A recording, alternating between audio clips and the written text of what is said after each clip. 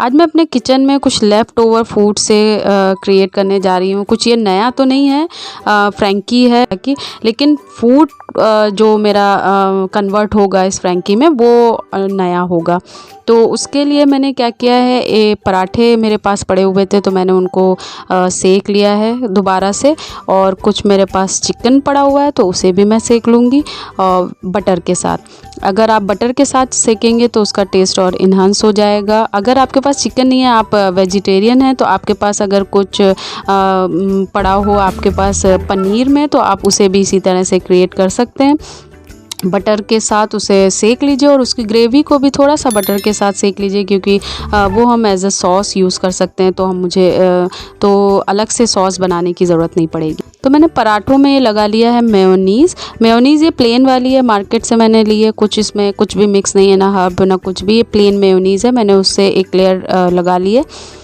अब मैंने इस पे डाल रही हूँ चिकन जो मैंने बटर में फ्राई किया था। उसको मैंने, ये विद बोन चिकन था, पर मैंने उसको श्रेड कर लिया, थोड़ा सा तोड़ लिया और बोन अलग कर ली है। तो ये हो गया चिकन। ये मैंने चिकन की एक लेयर लगा ली। अब इसके बाद मैंने कुछ और वेजीज़ कट करके रखी हैं, वो मैं इस पे लगाऊंगी। आपके पास जो भी आपके पास अवेलेबल हो, आप उन्हीं वेजीज़ को यूज़ कर सकते हैं।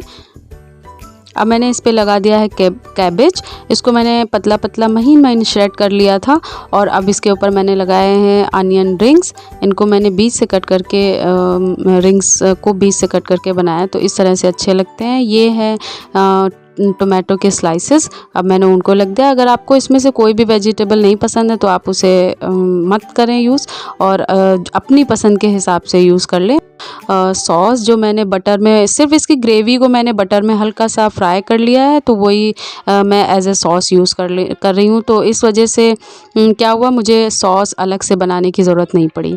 तो ये मेरा फ्रैंकी बन गया है। ये फ्रैंकी तो पुराना है, हालांकि सबको ही पता है, सब अपने घर में बनाते हैं, पर इसमें क्या है, मैंने कुछ नया अपनी तरफ से मतलब अपना कुछ क्रिएटिविटी लगा के इसको यूज़ किया, बनाया है। मैंने यहाँ पे क्या किया है, मैंने किचन नैपकिन और बटर पेपर से इस फ्रैंकी को रैप कर दिया, ताकि ये फुल्ली सिक्योर हो जाए और खाते वक्त गिरे नहीं।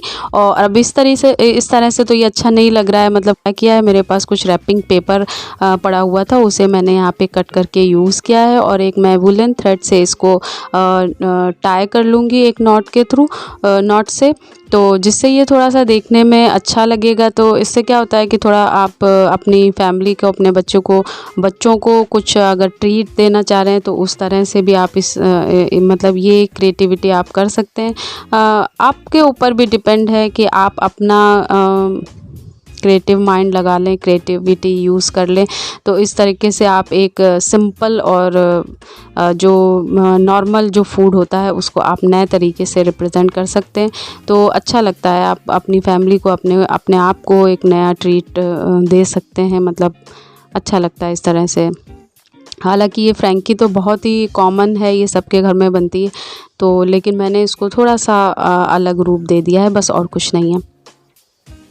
तो कहने का मतलब ये है कि आप अपनी क्रिएटिविटी लगा सकते हैं फूड को प्रेजेंट करने में।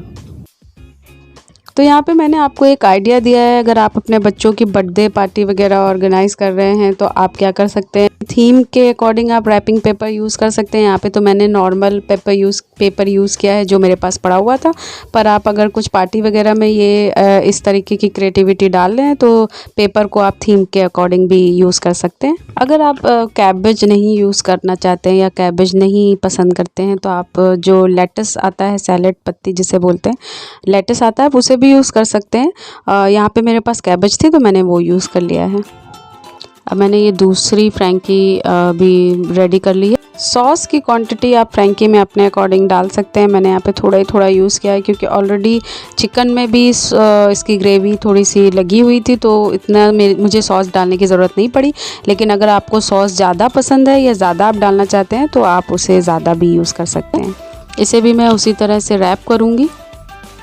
तो इससे क्या हुआ, जो मेरा लेफ़्ट ओवर फूड था उसको एक नई शक्ल मिल गई और एक नया तरीका मिल गया कि कभी-कभी होता है ना, कोई फूड होता है आपने उसको एक बार जैसे पहले खा चुके हैं, अब उसको दोबारा से वैसे ही खाने का मन नहीं करता, तो आप उस फूड को कुछ एक नया रूप दे दें, नया टेस्ट दे दें, उसमें कुछ और टेस्ट ऐड कर दें, तो वो क्या होता है, एक नई डिश और एक मतलब एक नई डिश मिल जाती है और उस पुरानी डिश को एक नया टेस्ट मिल जाता है। तो इसमें भी मैंने ये वही किया है, एक पुरानी डिश को नया शक्ल दी है और नया टेस्ट दे दिया है। लेफ़्ट ओवर फूड जो होते हैं वो बच्चे क्या बड़े भी कभी-कभी उसको मना कर देते हैं खाने के लिए कि एज़ इट इज़ मुझे नहीं खाना है। तो इससे ये होता है कि आप अगर अपनी क्रिएटिविटी यूज़ कर लें उस खाने को कन्वर्ट करने में, उसको एक नया शक्ल और नया टेस्ट देने में, तो ये होता है कि बच्चों के साथ-साथ बड़ों को भी एक अच्छी ट्रीट मिल जाती है, तो उससे बड़े भी खुश हो जाते हैं और बच्चे तो खुश हो ही जाते हैं।